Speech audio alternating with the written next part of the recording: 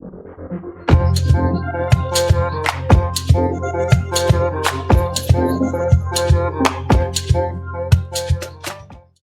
we will talk about a thinking error called overgeneralization. In this thinking error, you see one event or part of an event and generalize it and believes that this pattern will continue and it will never stop.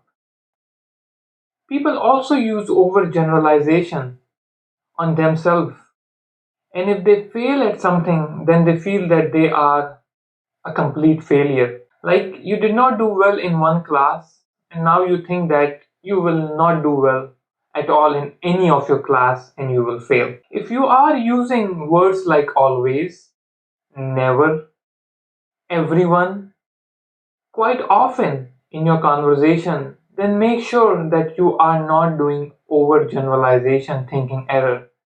For example, you did not sleep well and you were feeling tired the next day. You start thinking, why it happens to me always? A bad event happened in one part of the world and we keep thinking all the time now that world is not a safe place anymore. You had hard time grasping a science concept in the class and you start thinking, I will never be good at science. Your partner broke up with you, which is pretty sad. It will be tough. But then you start thinking and you start generalizing that everyone hates me. I will always be single. I will never find a partner. So this is what overgeneralization is.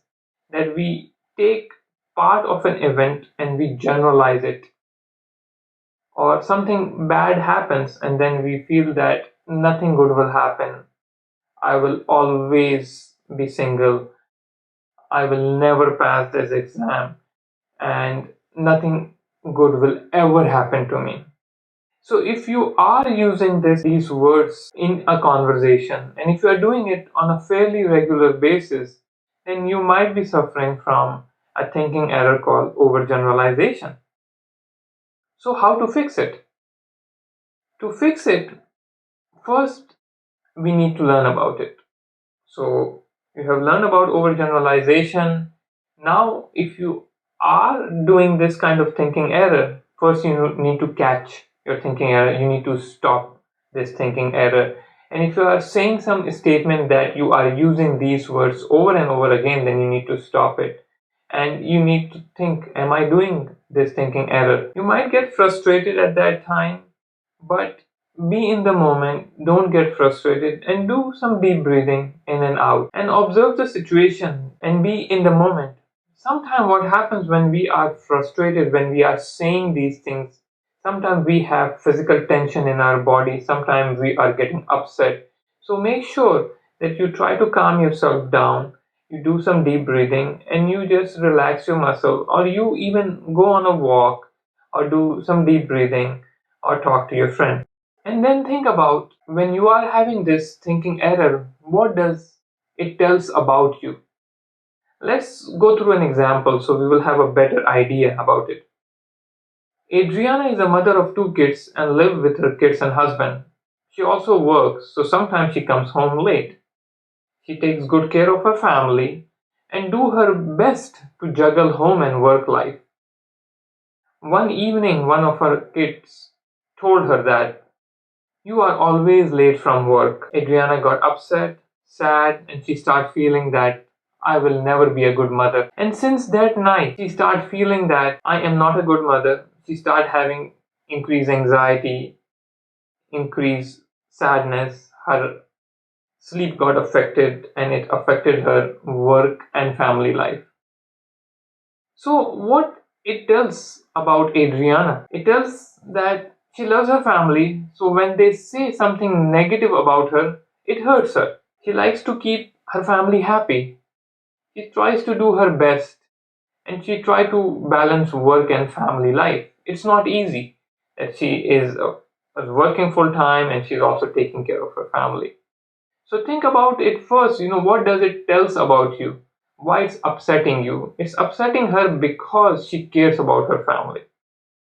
Next, you can evaluate the whole situation rather than just part of the conversation. Just think about the whole conversation, the whole situation, and think that am I too harsh on myself? If this thinking error goes away, it's good. If it does not, then think about, do you have any evidence to contradict your thinking? Like, if you could not figure out a science problem, does that mean you are not good in science? Have you done well in science in the past? Or have you done pretty bad in science in the past? Do you have any evidence for or against it? And let's again talk about Adriana. Does Adriana has any evidence for or against this thinking that I am not a good mother? Let's go through some evidence that will show that she might not be a good mother. For example, I am late from work sometime. I sometimes miss my kids' school activities. So that's our evidence for that she might not be a good mother. How about evidence against that thinking, and evidence that she is actually a good mother? Like, I prepare food for my kids, I drop them off at school on time, I take them to the doctor appointment on time, I make sure that they do their homework on time, I take them out on weekends, I make sure to spend time with them. You can write these things, evidence against and evidence for, on a piece of paper. And then once you write it down, you can then evaluate which one do you believe more. If you feel that I am doing more for my kids, it will show that you are a good mother. And a lot of time we just think that we are not good parents, but when we write it down, what good and what bad we are doing for our kids, most of the time we will realize that we are doing more good than bad. If this thinking error goes away, that's good. If it does not, then remember, we are not perfect. We do make mistakes. We need to tolerate our mistakes and other people's mistakes. If we feel that we made a mistake, or we are not doing well at work, or not spending time with our family, then we need to sit down and accept our fault, accept our shortcomings, and work on things. And remember, even with our shortcomings, we are not defective, we are not a failure. We all have our faults, we all do things that we need to work on. If something bad happened in your life, or if you did something wrong, it does not mean you are a bad person. It means that we have made a mistake and we can work on it. And that's where problem solving does help. We can work on a problem. If I am coming to home late all the time, then I can work on this problem. I can find out how can I come home early so I can spend time with my family. So first I have to figure out why I would like to come early. So the main reason I would like to spend time with my family. And then I can figure out what can I do to come home early. Like, I can talk to my boss that I would like to leave early.